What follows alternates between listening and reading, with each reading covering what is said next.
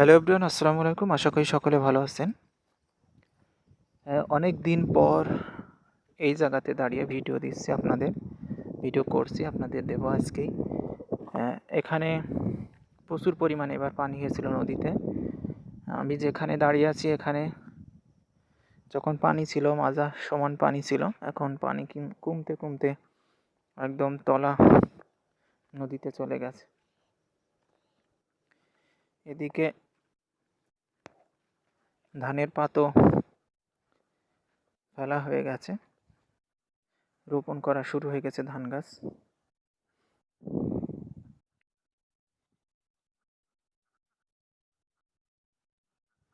গৃহপালিত প্রাণী ছাগল এখানে খাবার খাচ্ছে, তাদের ঘাস লতাপাতা।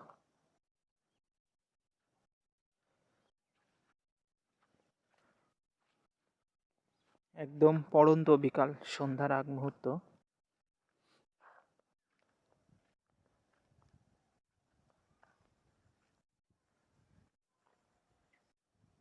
নদীর ধারে মনোরম ঠান্ডা বাতাস। গত বছর এই যে আমরা এখানটিতে ধানের পাতা রোপণ করেছিলাম,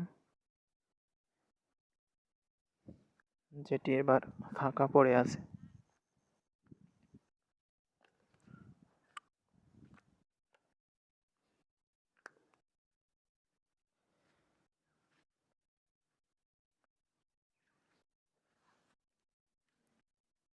এখানে বোধ হচ্ছে ধান খেয়ে গেছে ছাগলে, হয়তো ছাগল না হয় গরু বাছুরে।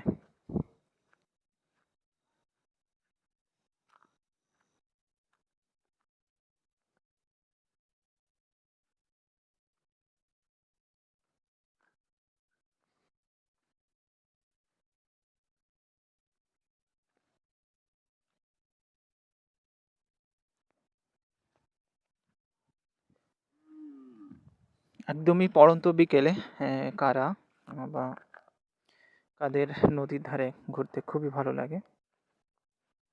আমার তো খুবই ভালো লাগে। আমাদের নদীর পাশেই বাড়ি। অনেকে চান যে নদীর পাড়ে বাড়ি করতে, কিন্তু যারা অনেক দূরে অবস্থান করছে নদীর, তারা ইচ্ছা থাকা সত্ত্বেও করতে পারে না। এই যে এদিকে এখনো ধান রোপণ করা হয়নি। নদীতে একটা বিষয় লক্ষ্য করা গেছে, আমি আজ 2-3 দিন যাবৎ দেখছি। এ জায়গা কিন্তু স্যাদলা টাইপের একটা কথা বলে, মানুষ স্যাদলা বলে, যেটি প্রচুর পরিমাণে হয়েছে এই জায়গাতে। এই জায়গায়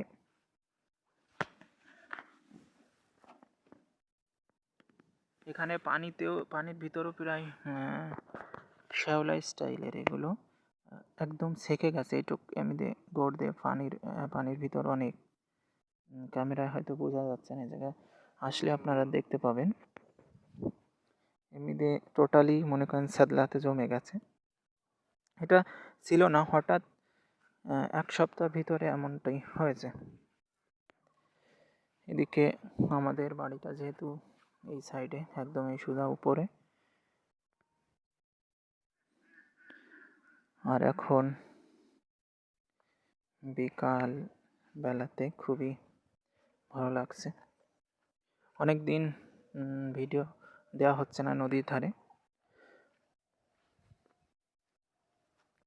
সকলে ভালো থাকবেন, সুস্থ থাকবেন এবং এরকম ফ্রেশ ওয়েদারে থাকার চেষ্টা করবেন।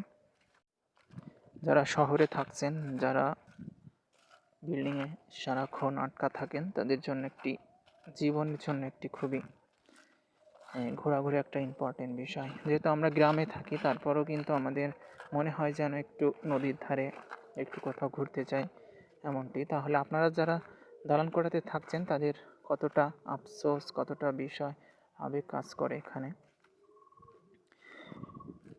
যখন সময় পাবেন কাজের ফাঁকে অবশ্যই ঘোরার চেষ্টা করবেন।